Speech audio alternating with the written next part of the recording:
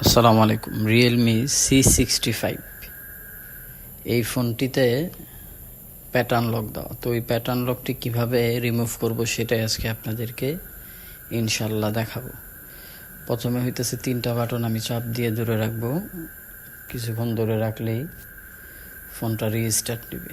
পরে হচ্ছে যে আপনার পাওয়ার সুইচটা ছেড়ে দিবেন, ভলিউম প্লাসটা ধরে রাখবেন। দেখেন এখানে রিকভারি মোড লেখা আছে।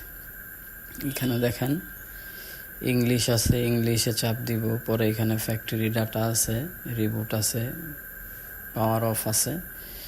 উপরের যে অপশনটা ফ্যাক্টরি ডাটা, এটাই ক্লিক করব। ক্লিক করার পরে দেখেন এখানে পাসওয়ার্ড চাইছে 0896। এই পাসওয়ার্ডটা যখন আপনি দিবেন তখন এটা ফরম্যাট চাবে, ডাটা ফরম্যাট। ওই ডাটা দিয়ে দিলে তাহলে হলো এটা পাসওয়ার্ড রিসেট হয়ে গেছে। এখন হলো এই ফোনটা চালু হলে সেট আপ করে নিব। সেট আপ করলে ইনশাল্লাহ আশা করি ফোনের লক চলে যাবে।